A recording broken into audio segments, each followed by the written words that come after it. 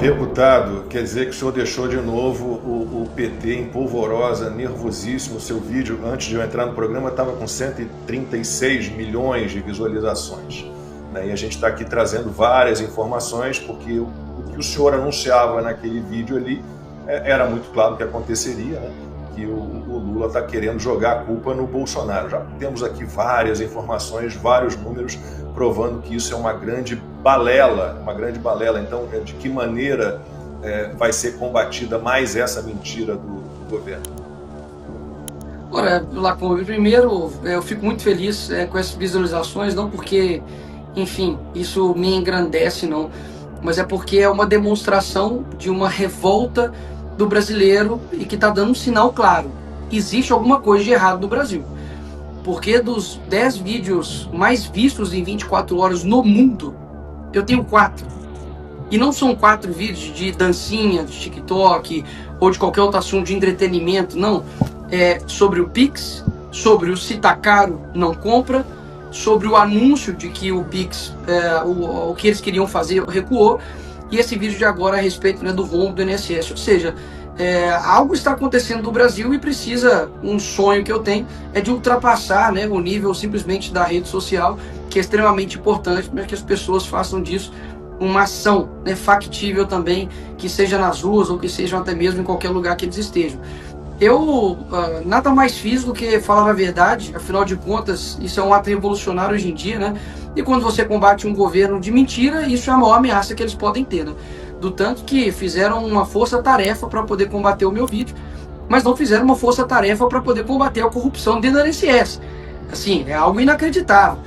Segundo matérias, né, a Glaze se reuniu com banqueiros, você teve aí o PT se reunindo, né, com Boulos, com Lindenberg, para poder, quem vai ser, né, que vai fazer o vídeo contrário, né, aí ao Nicolas. Eu confesso que eu nem cheguei a ver quem fez ou quem deixou de fazer, mas se não chegou, obviamente, até a mim, enfim, acredito que tenha sido extremamente inexpressivo. Mas a fórmula disso não é porque eu tenho muitos seguidores, ou porque eu sou um cara bom de comunicação, não, é porque é muito difícil para eles fazerem algo parecido quando não se tem o substrato da realidade, porque é muito incoerente. Vamos lá. Você tem, então, um escândalo que, segundo eles, supostamente começaram em 2019 no governo Bolsonaro. A simples pergunta que eu fiz, até agora não obtive nenhuma resposta, é por que então eles não assinaram a CPI para poder investigar? E não só, porque assim, se eu sou o governo, e eu tô falando para todo mundo, pessoal, não começou comigo, começou com o governo do meu opositor, e tem uma oportunidade para eu investigar isso, eu sou o primeiro interessado. Mas não foi isso que aconteceu. Mas não somente eles não assinaram para poder investigar, como trabalharam contra as assinaturas. Porque foi isso que a Gleisi Hoffmann fez. Então, assim, o escândalo, ele é muito mais, assim, e eu falo isso no vídeo, né? Enfim, roubar, quando você é roubado, né? Você, enfim, tem aí sua juventude, você recupera, você, assim, lógico que não é justificável. Mas, enfim, entre aspas, a vida que segue. Mas quando você rouba de pessoas que são vulneráveis a ponto de serem pessoas doentes, como o Silvio aqui falou, pessoas que são analfabetas, pessoas que não sabem ler, não sabem escrever, pessoas como, por exemplo, índios, né, estão sendo roubados, pessoas que, segundo aí matérias também, criaram idosos, ou seja, eles roubaram pessoas que existem e pessoas que nem existem. Tinha uma quadrilha especializada em fazer idosos que nem existiam. Isso é um nível de maldade que de fato é selo de qualidade petista. Então, fico, digamos assim, grato por um lado, pela mensagem ter chegado a tantas pessoas, né? E recebi vídeos de idosos que eram, enfim, PT e que agora, enfim, passaram a compreender o mal que é esse governo. E essa é a nossa intenção, né? Porque eles eram uma represa, né, gigantesca. Só que a gente está fazendo algumas brechas, né?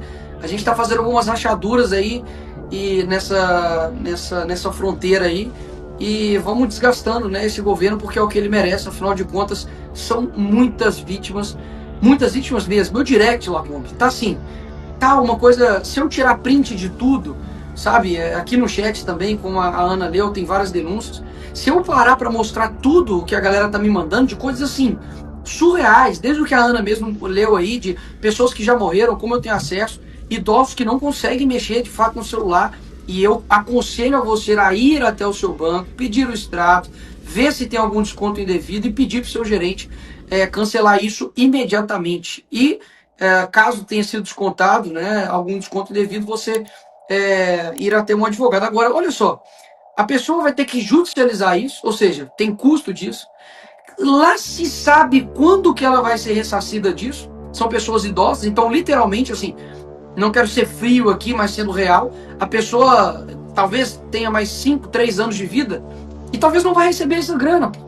Tem gente que fica na justiça aí anos e não recebe esse dinheiro, ou seja, eles fizeram o crime perfeito, que é ver a população mais vulnerável, pessoas que daqui a pouco não vão ter vida, né? E tirar o dinheiro dessas pessoas. Então, assim, o que eu fiz foi aguardar um tempo, porque até mesmo começou a surgir fatos novos, eu aguardei um tempo considerável para poder fazer esse vídeo. E agora todo tipo de escândalo, né? O pessoal já começa a me marcar, né? Nicolas, cadê o fundo preto? E o chinelo e o jeans, né? Calma, galera, porque esses vídeos não vêm de pronta entrega, né? Por encomenda, olha, eu quero um vídeo assim, pronto. Não, eu mesmo escrevo, né? Eu tô com meu celular aqui agora, não dá para mostrar. Mas eu faço, enfim, o roteiro aqui no meu bloco de notas, vou reunindo, enfim, informações, fatos novos, vou colocando ali, né, a minha pitada ali de, enfim, de ironia e formas de bom humor que eu tenho, e, enfim, para poder comunicar. Mas olha só, para poder finalizar essa fala, se não fosse a internet, hein, Lacombe? Se não fosse a internet, ninguém saberia disso, porque a Globo não contaria, pode ter certeza. Muito menos o jornal impresso, e a gente não saberia que isso está acontecendo no país, ou seja, rombo de 2,6 bilhões no Correios, rombo nas estatais, dinheiro da Lei Rouanet, mais 16 bilhões, você tem um rombo agora que, pelo que me parece, ser talvez o maior rombo da história do nosso país. Você tem a Janja gastando aí, segundo o Janjômetro, mais de 130 milhões de reais. O Lula indo para o Japão, levando mais de 200 ou 100 pessoas aí, se não me engano, com custo de 4,5 milhões. A nossa Suprema Corte, né, revogando atos do próprio Congresso. Você tem deputados sendo presos, né, como o Daniel Silveira, por crime de fala. Você tem um presidente que pode ir para a cadeia porque ele deu um golpe fictício, EAD, lá nos Estados Unidos. Você tem jornalistas exilados fora do nosso país. Cara, é uma coisa assim que só é possível as pessoas saberem por causa da internet. Então, vamos tomar muito cuidado, porque eu acredito que o próximo passo não vai ser mais pensar em quem vai rebater o Nicolas, mas vai ser como a gente vai derrubar essas contas. Essa é a minha preocupação. A Ana tem uma pergunta, mas rapidinho, há uma certa ironia nisso, né? Porque acho que as primeiras denúncias foram feitas pelo portal Metrópolis, né? Que pertence ao Luiz Estevão, que foi preso por corrupção. Tem umas coisas assim. E Nicolas, eu acho que tem outra questão que você falou, as pessoas não sabiam, muitas não, a Ana estava falando sobre isso, né? Essas são pessoas que não têm intimidade com tecnologia, eu não tenho, muitas, ou talvez tenham contato com isso, as pessoas não sabiam nem que estavam sendo roubadas, né? E antes de passar para a Ana, o Cleiton Costa que pergunta, alguém já fez um levantamento de quantas queixas tem registradas nos PROCONs? Tem índice oficial? O levantamento tem que ser feito, a CPI pode funcionar para isso, né?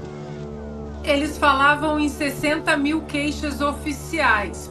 Quer dizer, por enquanto, né? 60 mil já é um número significativo, mas é por enquanto. E 35 mil do consignado. É isso aí. Isso. Ana. Bom, boa noite, Nicolas. Olha, tanta coisa, né? Que a gente tem que tomar conta no Brasil. Bom, primeiro, quero pegar esse gancho do final da sua fala. Eu também acho que daqui a pouco o PL 2630 vem de banho tomado, roupinha nova, cheirosinho, querendo meter a censura em todo mundo nas redes sociais, porque hoje o maior inimigo dessa gente, de fato, são as redes sociais. Mas, Nicolas, eu queria aproveitar que todos nós estamos falando dessa não familiaridade com a tecnologia de muitas pessoas, e como você disse, né, para algumas pessoas, talvez daqui a 3, 4 anos, elas não estão mais com a gente, né? Infelizmente. Eu li aqui alguns relatos no chat, você disse que são centenas e centenas no seu inbox. Vou ler mais um aqui do chat do José Roberto. Ana, a minha sogra faleceu em dezembro de 2024 e ela não tinha aplicativo. Minha esposa, que ia receber a aposentadoria dela com a senha, também não tem como saber se ela foi roubada ou não. Então, a minha pergunta, Nicolas, como deputado federal, há alguma ação, alguma coisa que podemos fazer para orientar essas pessoas que não seja desculpa o meu francês, a idiotice do Messias de falar vão para o aplicativo e resolvam lá. Porque muita gente vai para o aplicativo, muita gente fala vá até uma agência. Muitas pessoas falaram, eu fui até a agência, chega lá, a agência manda eu voltar para o aplicativo. Alguma ação concreta que o Congresso, que a Câmara possa demandar para a União? Vocês têm que fazer isso aqui para pelo menos resolver o problema de imediato para aquelas pessoas que não têm familiaridade com o aplicativo. Ana, obrigado pela pergunta. O Messias, que é mais conhecido como Bessias, né? Eu peço para que você só faça uma breve pesquisa aí, porque ele recentemente agora quis me descredibilizar, falando que um deputado lacrador fez um vídeo cheio de fake news, etc. Eu falei, ó, você fica na sua, que senão eu vou fazer um vídeo só seu. E aí eu acho que ele não vai falar mais não. Mas se falar de novo, tá, eu deixo aqui assim comprometido que eu vou fazer um vídeo específico sobre quem é Messias ou Bessias, né? Enfim, quem é o pior, né? O nosso Messias ou o Messias de lá, né? Vamos ver. O que acontece? A gente protocolou um projeto de primeiro momento para poder suspender todo tipo qualquer, né, de desconto indevido, sem justificativa, ou seja, é algo já a curto, médio prazo, né, para que isso não aconteça mais.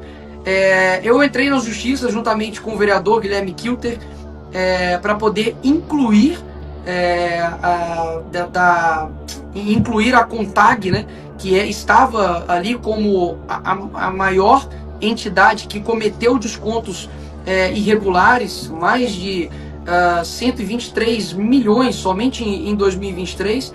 Ou seja, a gente está falando de um número assim, gigantesco de pessoas lesadas, e a CONTAG não tinha sido colocado pela CGU ou AGU nessa fiscalização. Então a gente entrou na justiça, o juiz deu 48 horas e ele deferiu essa liminar para que seja incluído também essa entidade.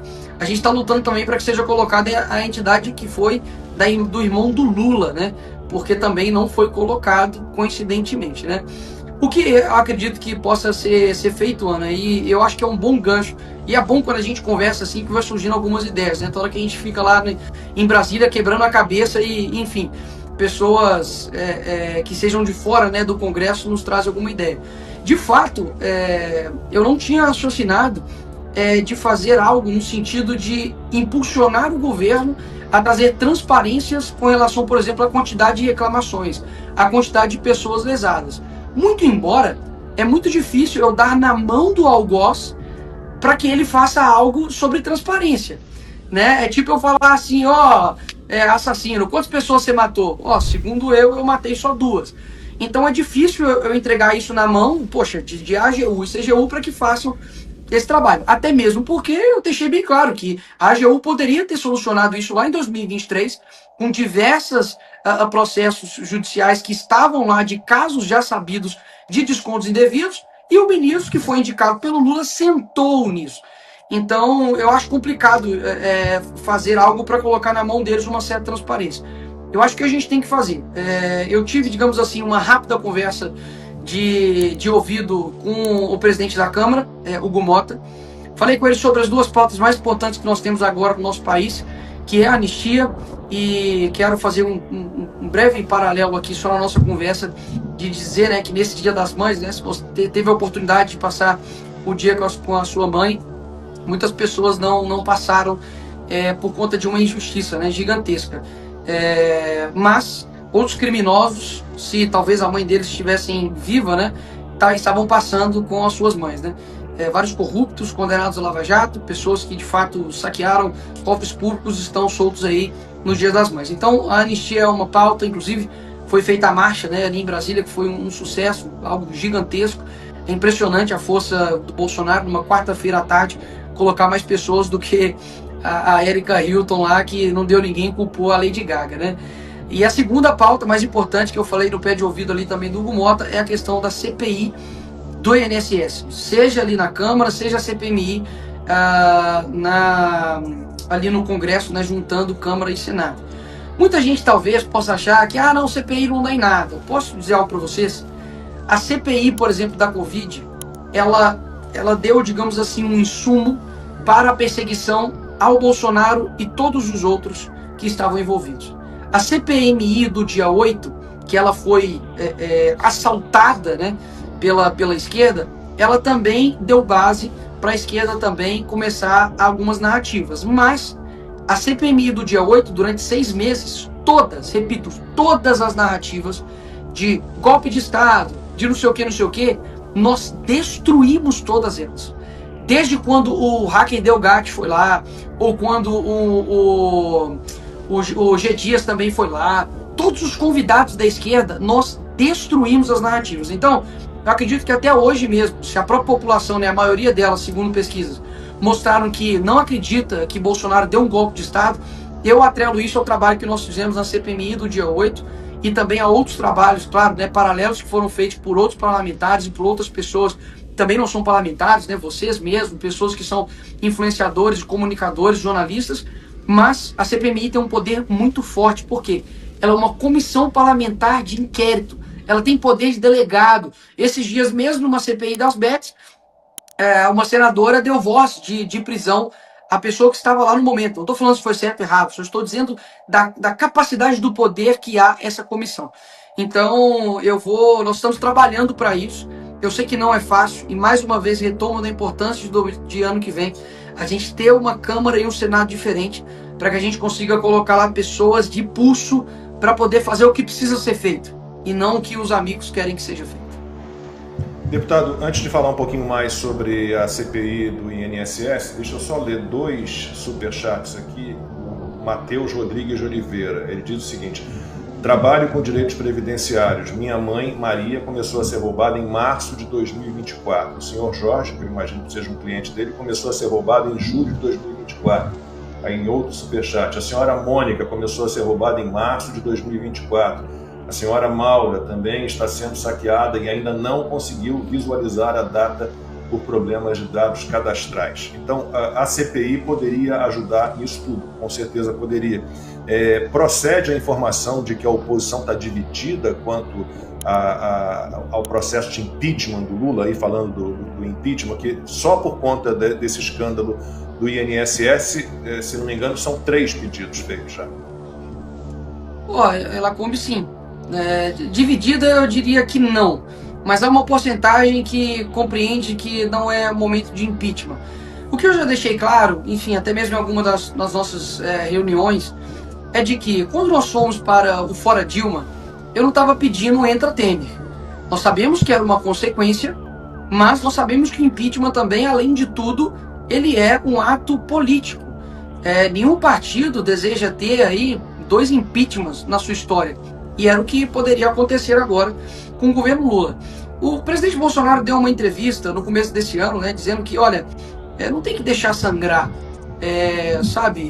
são pessoas que estão sendo lesadas, né, pelos crimes, enfim, e pelas mazelas que o governo Lula está fazendo. Então, se cometer um crime, tem que ser impeachmentado, né, frase de Jair Bolsonaro. Então, eu concordo com essa posição, até mesmo porque,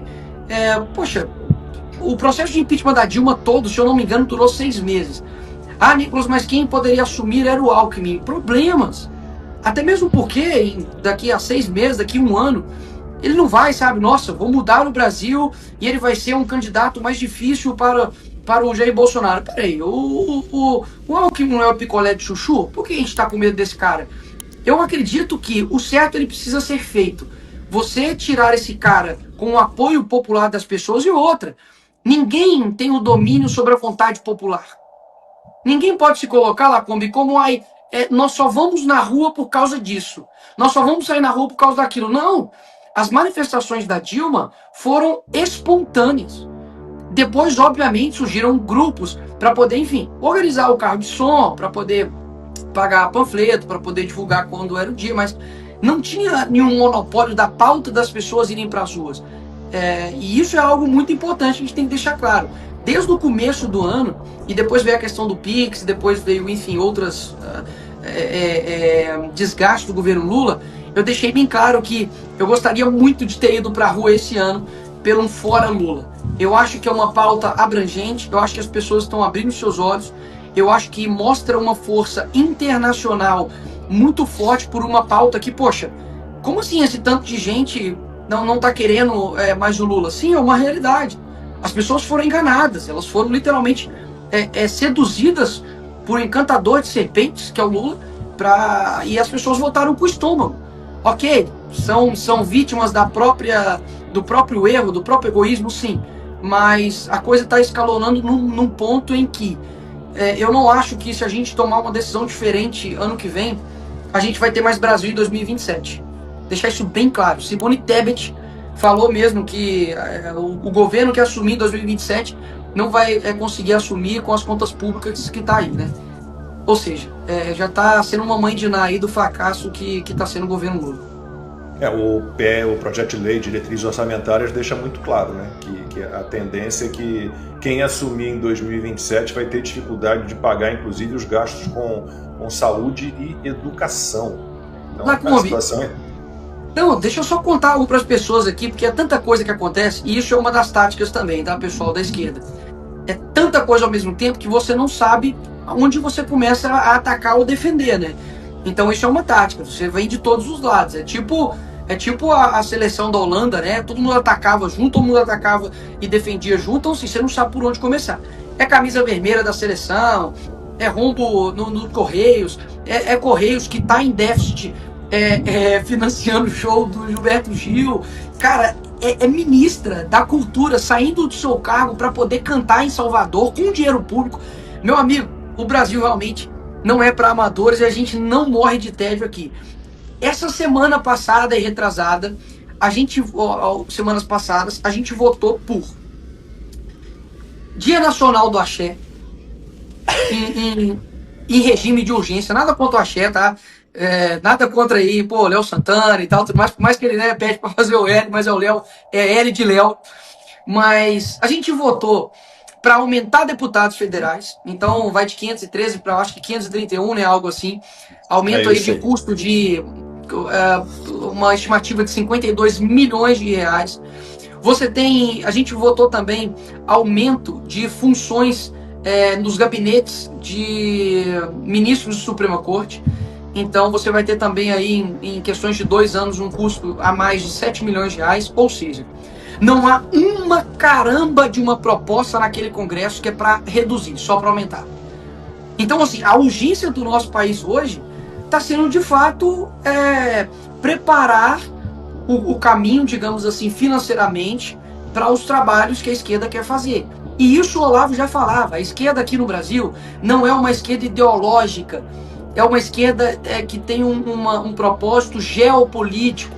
Eles engordam o dinheiro de quem é poderoso para poder conseguir ter gasolina, para poder queimar e fazer o que eles querem fazer.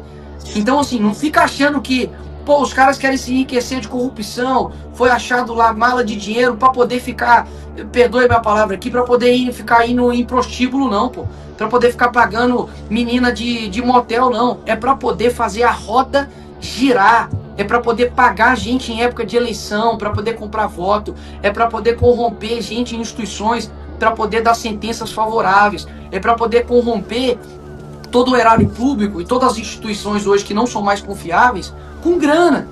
Então assim, não seja inocente a ponto de achar que a gente está... Eu votei contrário, né? Claro, todas essas pautas. Mas não seja inocente que isso acontece por um mero... os caras querem se enriquecer para poder... comprar uma gravata da Zenha, para comprar uma blusa, uma roupa da Hermès. Não, filho, isso aí é a Janja que faz. Mas o resto tá preocupado com o poder mesmo, infelizmente. Antes de passar para o Silvio, fazer uma pergunta, se ele quiser, para o deputado, olha só, olha quanta coisa tem que ser investigada. Laís Vasques, também por superchat, obrigado, Laís. Quando reclamei do desconto na minha aposentadoria, o sindicato me ligou e ofereceu dinheiro extra para que eu retirasse a reclamação. Inacreditável. Se isso aí não é roubalheira, é o O que quê? eu acabei de falar. Esse dinheiro Isso extra aí é o aí quê? seria dado para ela como? É dinheiro vindo de onde? É roubo. Silvio. Deputado, boa noite. A minha pergunta é muito objetiva em uma linha. Eu só antes, quando eu ouvi agora há pouco você dizer eu vou fazer um vídeo sobre o Messias, siga em frente.